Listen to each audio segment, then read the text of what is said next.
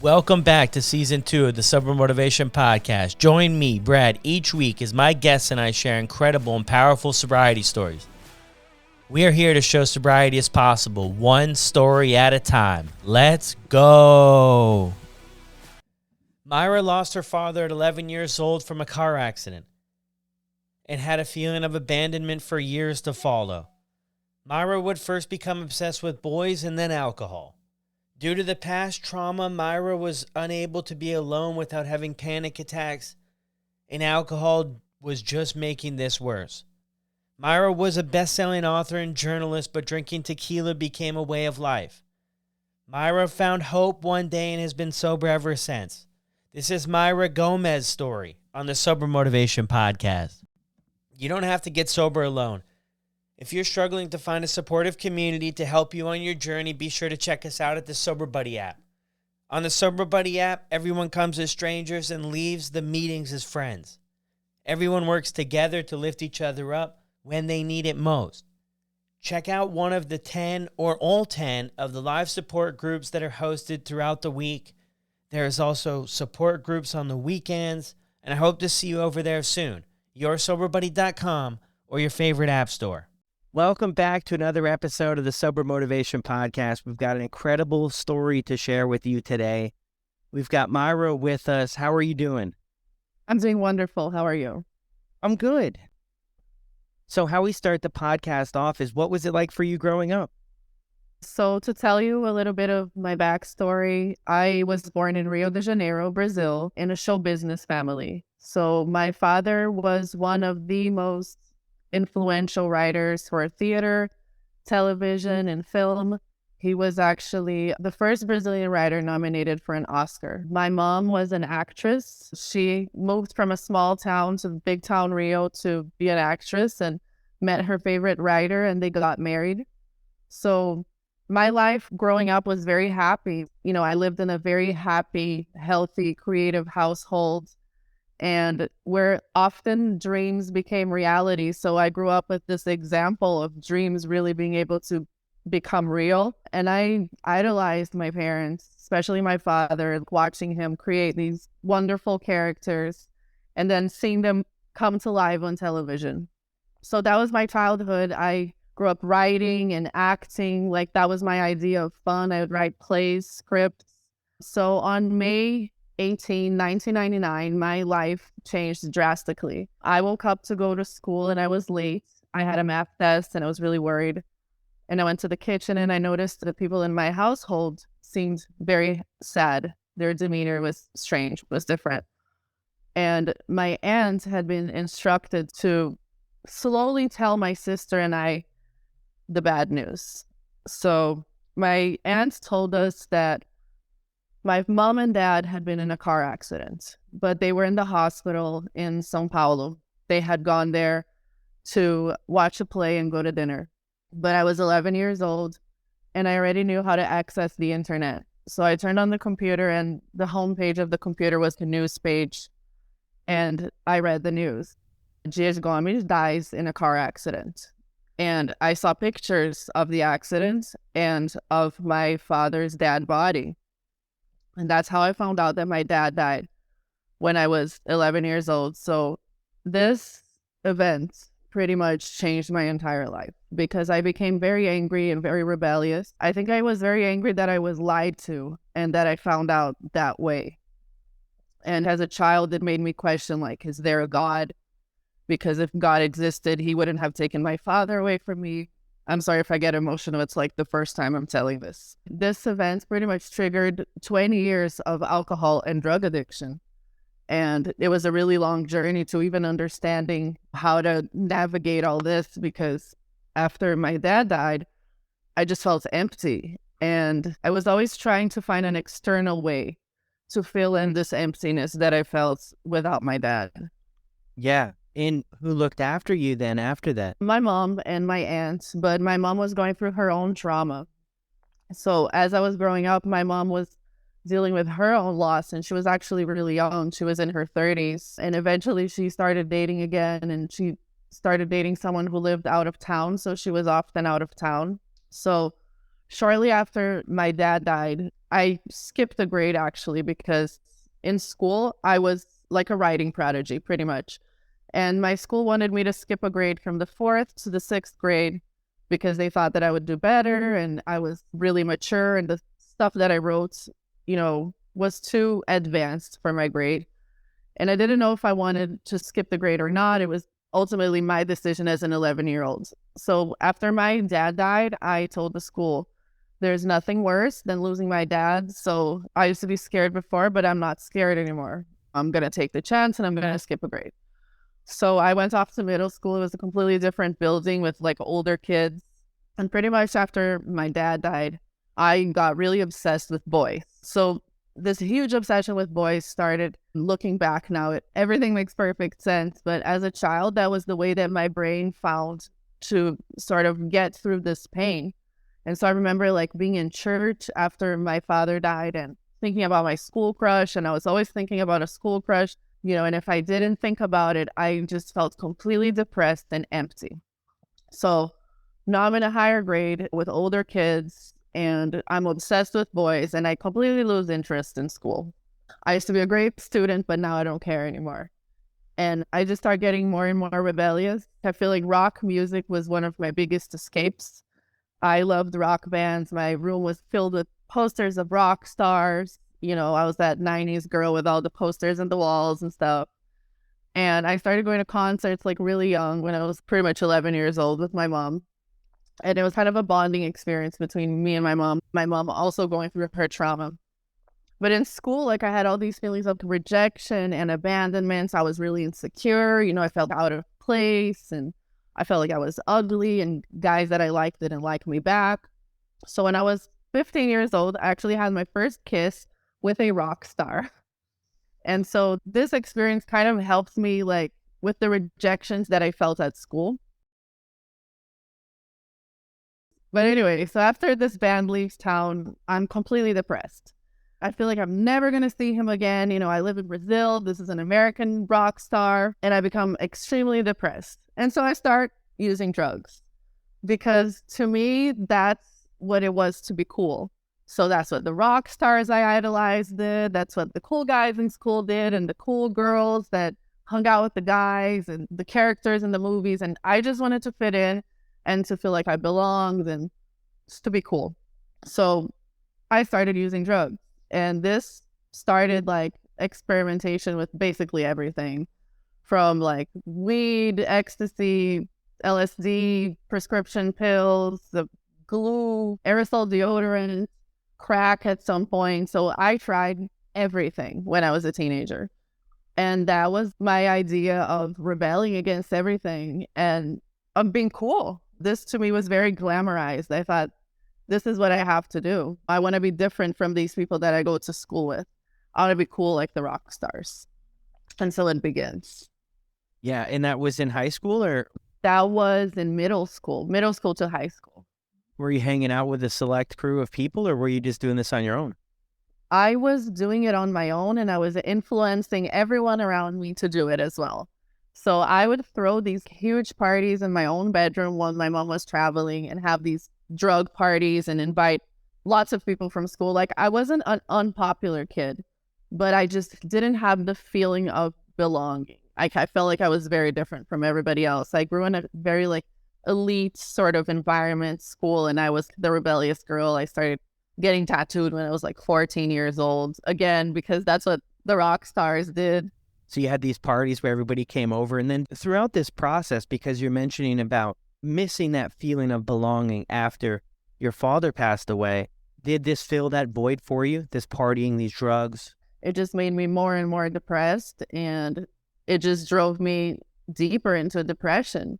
And when I was 15 years old, actually, I had another very traumatic event, and it's very hard to talk about, but I was raped by a boy in my school.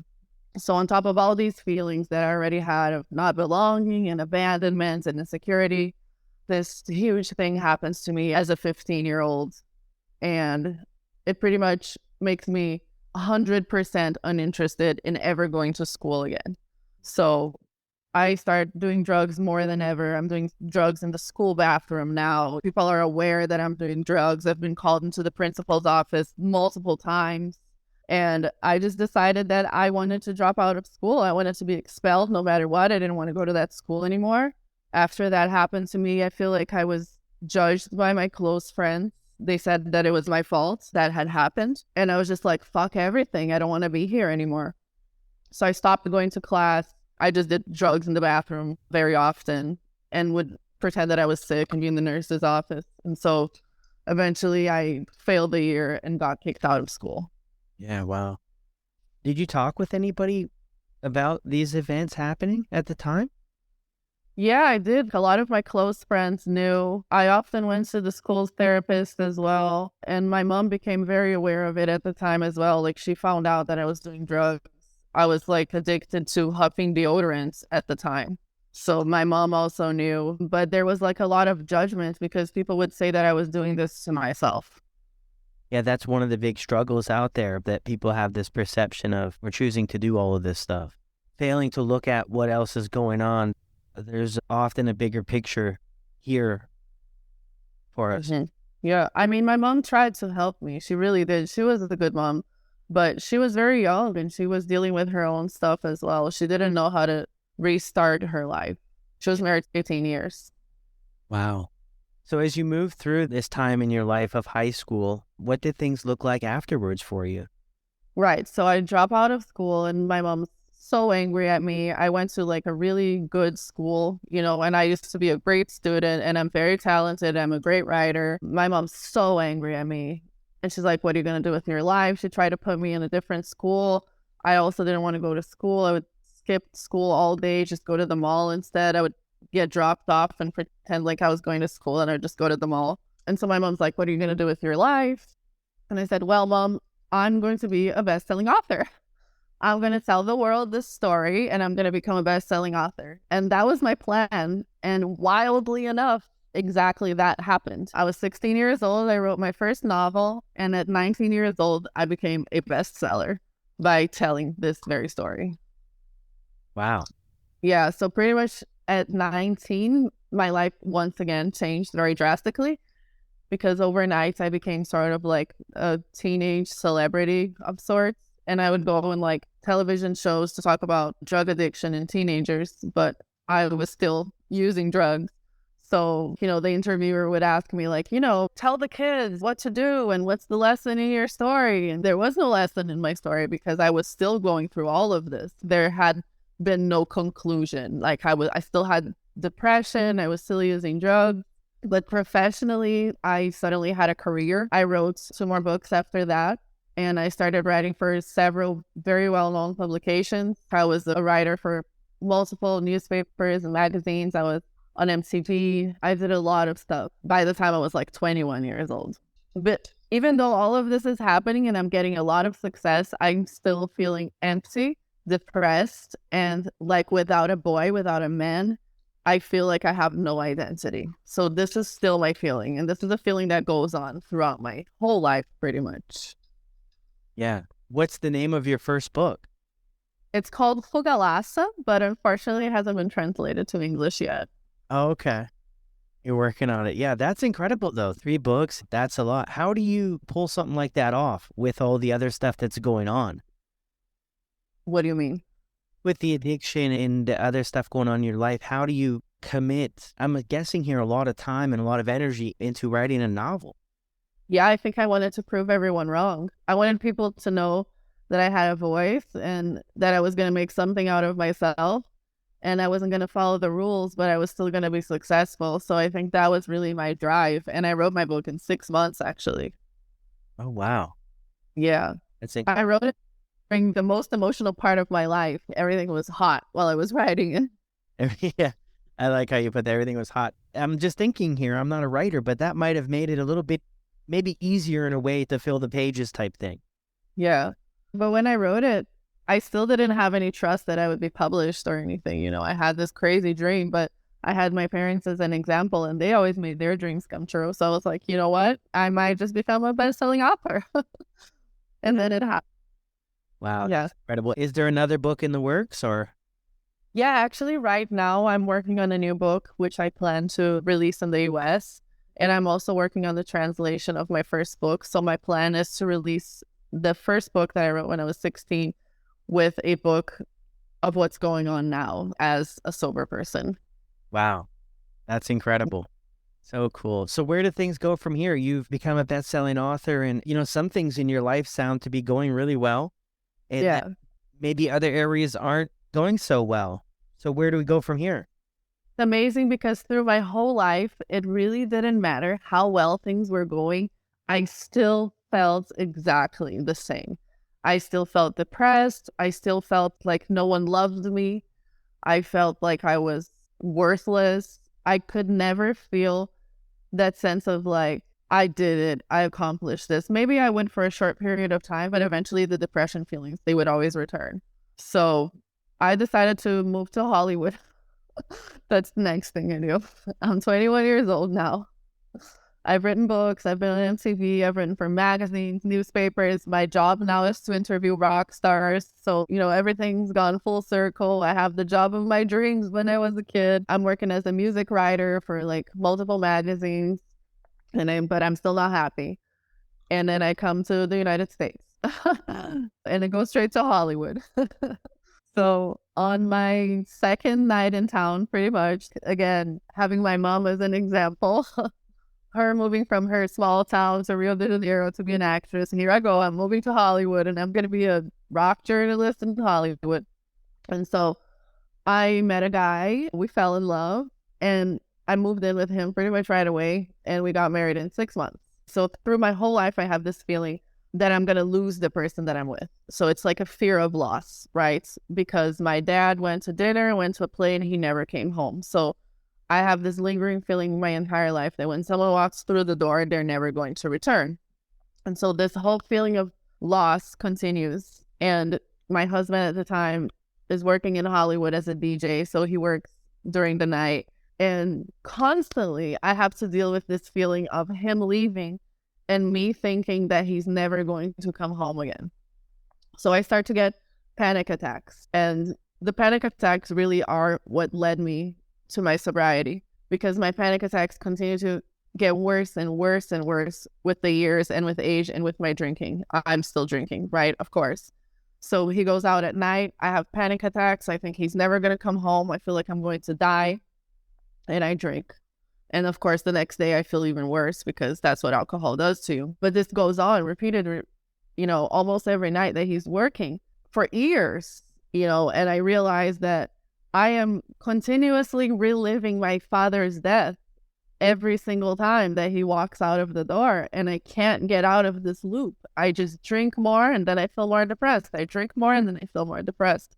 And, we're in a happy marriage at this point. So we're not really having any relationship problems. It's really revolving around the fact that I'm unable to be alone. And so I drink.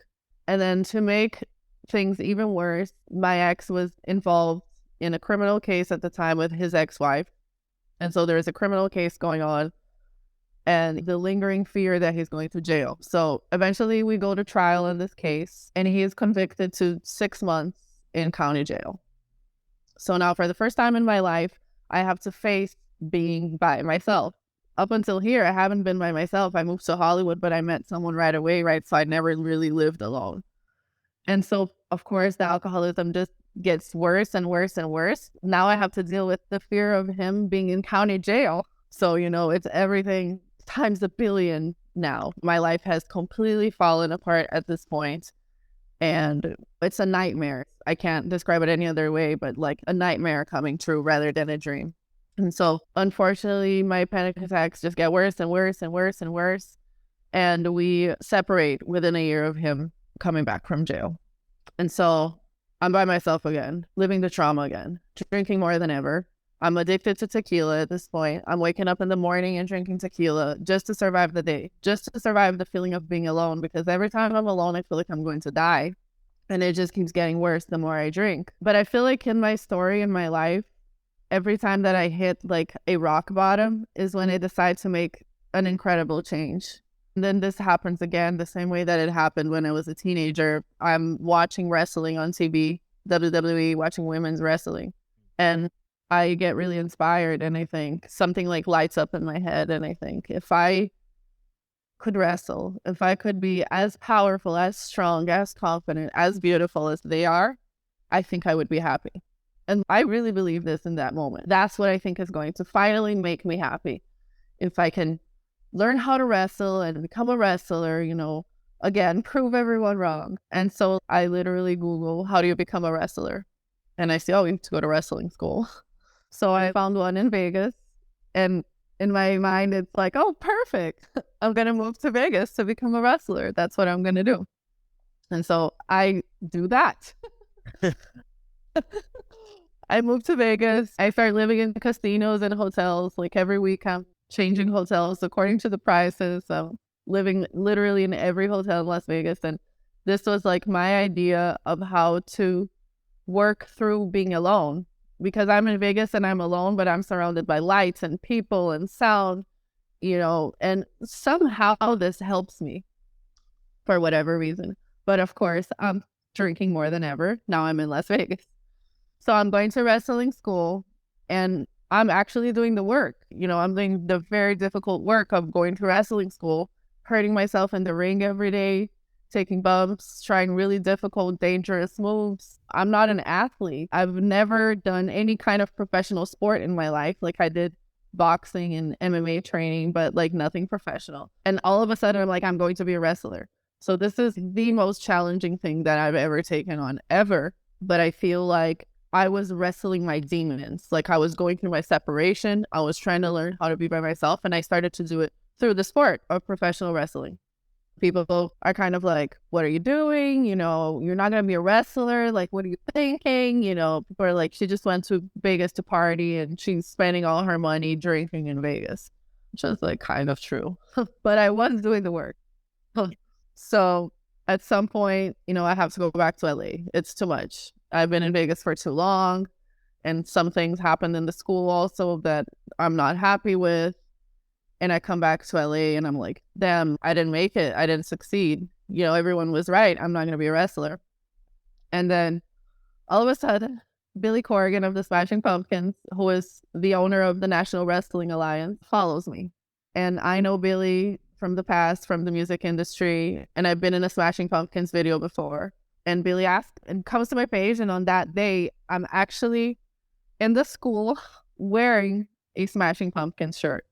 So that's the photo that's on my profile. What are the odds? And on my bio, it says future star of wrestling. And Billy asks me, are you wrestling? And I'm like, oh my God, I'm still in school. I haven't even had my debut match. I'm still learning. I've been in school for maybe 6 months. And he literally says to me, oh, that's okay. Do you want to come work for the NWA? And so all of a sudden it happens. I'm hired and now I'm working in professional wrestling. Discovered by one of my rock idols.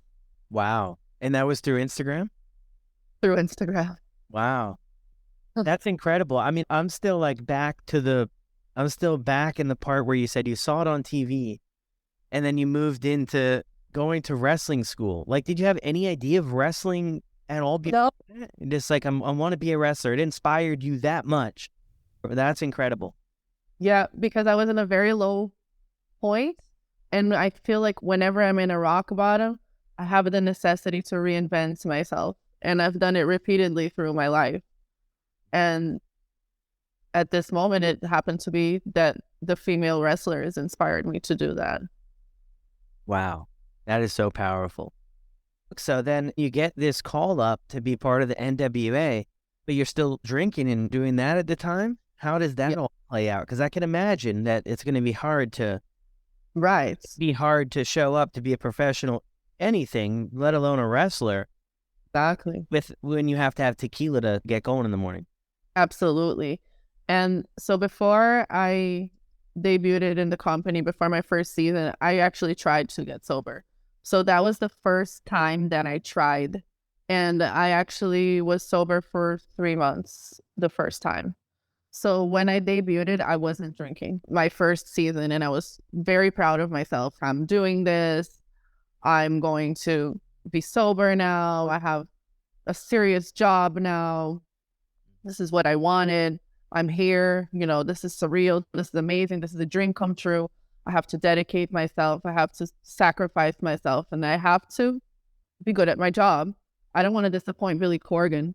I was sober in my first season at wrestling, and then I went home for the holidays, and I'm sure that's how it happens for a lot of people. I relapsed on Christmas at home.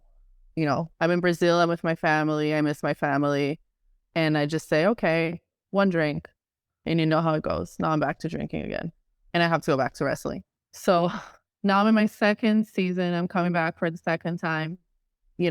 I'm very much still a new girl, very green, have a lot to prove. Wrestling is that kind of business where you really have to earn respect. You don't walk in right away respected.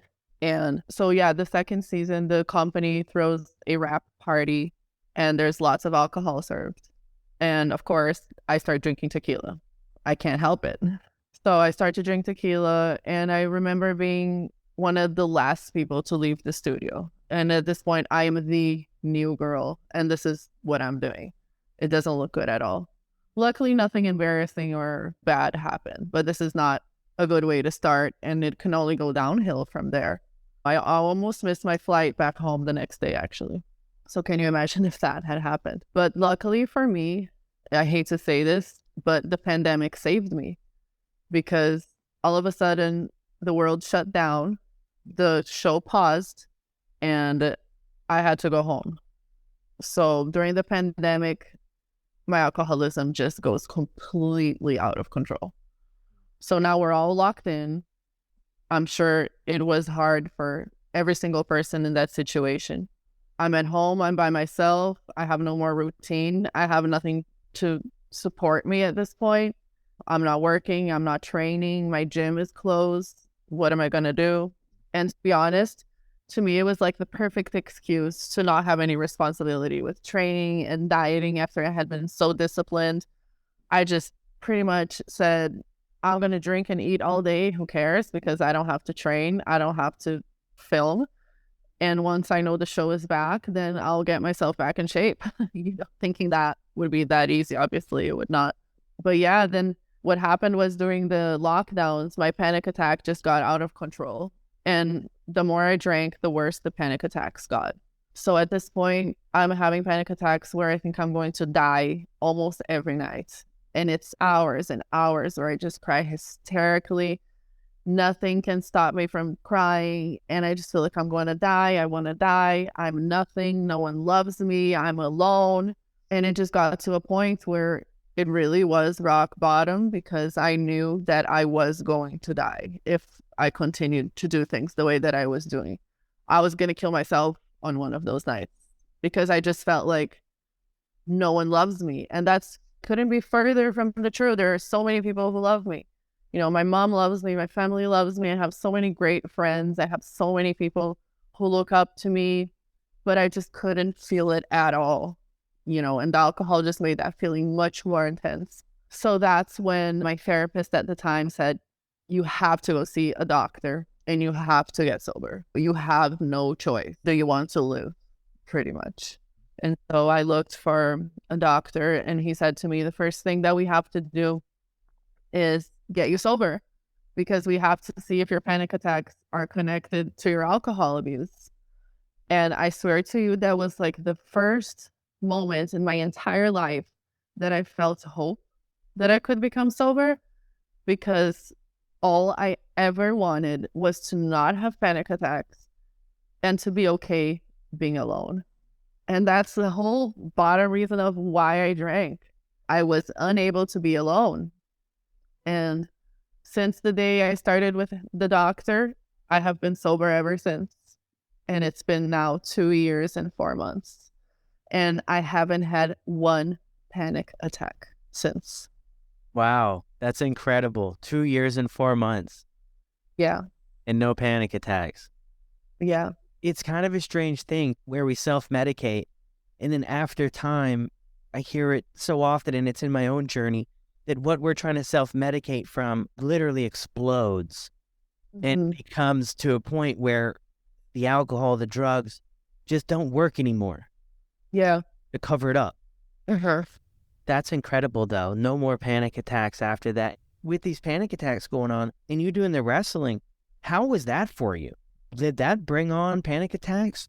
No, I only had panic attacks by myself. I'm still highly functional through my entire life, and I'm able to be in social environments without anyone even noticing that anything is wrong with me.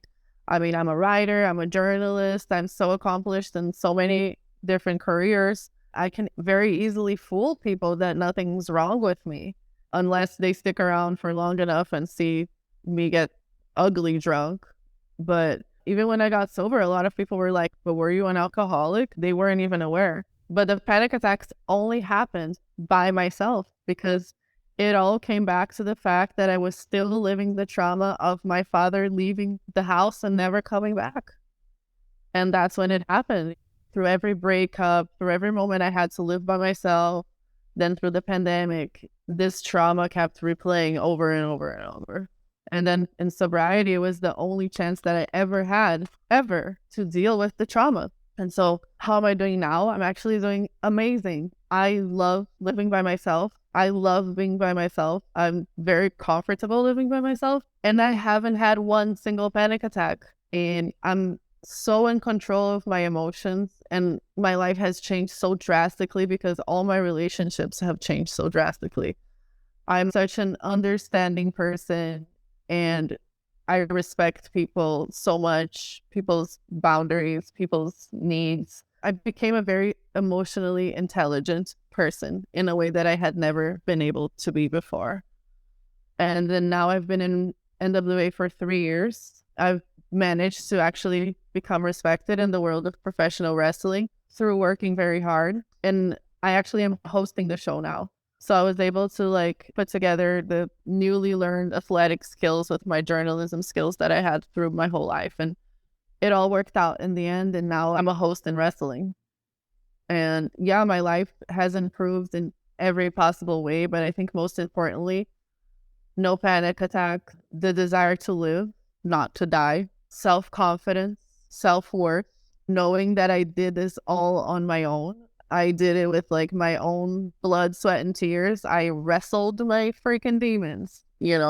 I wanted to prove everyone wrong, and I proved everyone wrong. So now we know why you went to the wrestling school.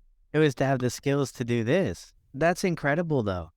Yeah. Incredible to do that. And now you're hosting the wrestling show. And yeah, I mean, that's just amazing. Yeah. And then I'm working really hard on all my careers pretty much. I'm writing again. I hadn't been able to write for a few years also. And I'm a model as well. I was just on the cover of Playboy magazine. What was that like? It was great. How did that start? Did that start from Instagram too? Did they see you on Instagram? It was more through connections. I have also worked as a model, basically since I was a teenager. So that has always been something that I did as well. And lately I had been putting a lot of work into that and just doing lots of shoots, meeting a lot of different people, and eventually came into contact with the people that do Playboy. Wow. Yeah. And also a couple of weeks ago, E! News told my sobriety story. So I feel really amazing, incredible things continue to happen as a reward. Yeah. No, it sounds like it. There's this old saying, we give up everything for one thing, and then we give up one thing for everything.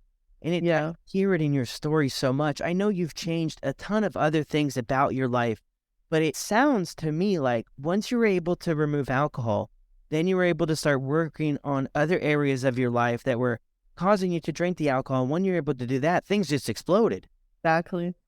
And it's amazing. And I really deeply feel this. And I know a lot of people in recovery feel this, that the longer you're sober, the more you're rewarded. And you're rewarded with unbelievable things. Yeah. Why is that? I mean, I don't know. Maybe it's you're sacrificing yourself and you get something back for it. Yeah. I think, too, it's a big thing about energy. When we're drinking and using drugs, the energy might be low that we're putting out there. It's a low vibration type energy. And then when we get sober, you start living a little bit different and you can show up for stuff and you're available for stuff. And I know for me, I gained a ton of confidence to say yes to stuff. Most stuff I would say no to before just because I knew my self-sabotage tendencies to where I said yes to things, but then I let the anxiety and the stress get in the way. So I would just sabotage it. But yeah, I love that. I hope to be like you someday. You know what? You will be. One day at a time, you'll get there. And that's still the way I truck with things, just for today. It's just what keeps me on track. It keeps the perspective real and just enjoy every minute of it.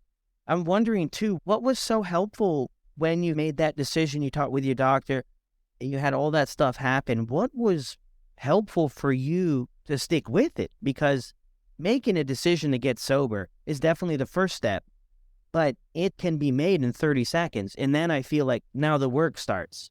I think that nobody in my life had ever told me that there was a way to stop the panic attacks. And hearing for the first time that there was a chance was enough for me to want it, because I can't describe that feeling. It was just the worst feeling in the world. And when it started happening repeatedly, night after night, there was nothing in my life that I wanted more to not feel like that. And then also, I think that I became public about it pretty much right away. I think in the first month, I started writing about it publicly on Twitter and Instagram. And I did that to hold myself accountable, because I knew that if I had told 100,000 people that I was going to do this the way that I am, I was going to want to stick to that to prove to them that I could do it, and just to hold myself accountable. And I think as soon as you tell people about it, and you recognize you have a problem and you're not ashamed of it, and you just openly talk about it, people just start treating you with so much respect. That's something that feels really good, and you don't want to lose that. You want people to look up to you because you're doing something great, and not because you're a junkie or an alcoholic. Yeah. So towards the end of your journey there, was alcohol the main thing, or were you still using other drugs too? It was alcohol. So I was lucky because I never got addicted to the other drugs the way that I did to alcohol. So I had experimentation phase where I did almost everything. And then I still used cocaine for a while as well. But my thing really was alcohol. And then eventually it was tequila. Yeah. That immediate happiness, that other things didn't do the same way. Yeah. So you were looking for that literal, few minutes after or whatever it was to change the way you were feeling in tequila. Yeah. Yeah. Yeah. Wow. I'm so proud of you for all this stuff, and especially sharing your story. Why do you choose to share your story? I know you mentioned the part of accountability, but I see the responses from some of the times you shared it, and it really seems to be really hitting home for a lot of people. Yeah, and that's why, I've been able to help so many people simply by being honest. How amazing is that? Simply by telling my story with no shame, I'm able to help so many people look at their own stories and not feel shame and say, yes, I have a problem. This is what's been going on, and there's still time to change my life. Like, we're still alive. I think while we're still here, we can still change. We won't be able to change once we die. It's very inspirational to be able to help other people. Get with a lot of, close friends, or even people that I haven't talked to in a long time. A lot of people will reach out to me and say, hey, I want to get sober. I realize I have a problem, but I'm afraid of being public about it. People won't understand if I say I'm an alcoholic. And I always tell them, I'm proud to say that I'm an alcoholic. I feel zero shame. I feel incredible pride, actually, in telling my story, because I didn't choose the things that happened to me. I had these traumatic events happen, and I, as a teenager, had no idea how to deal with it. And I have to look at myself with kindness and compassion, because I've done my very best. I did what I knew how to do. And then now if I can help other people, that's a blessing for sure. Yeah. I don't know if this is going to make any sense, but I'll say it anyway. I think for me too, it doesn't make it okay that I went through all the pain, but I feel like being able to share that with other people makes it have a purpose. So it's like I didn't just suffer in silence for so many years just to let it die there. It's an opportunity to kind of pay it forward. Absolutely. And that's a huge part of sobriety too, being of service to others. Yeah. Well, this has been incredible. Look, we have a lot of people who listen to the podcast who may be struggling to get or to stay sober, to stay on the journey. What would you have for them if somebody was listening that fit into that? Just like I said, you still have time. If you want to change, you can change. Don't be ashamed. Ask for help. There are so many people out there who will help you. There are so many resources, and you can get out of whatever situation you're in right now. Your life can change. Yeah. And you are a true living example of exactly that. Changing and doing all this stuff. It's incredible just looking into it and where you were to where you are now. And thank you so much for sharing your story with us here on the podcast. So much. It was great.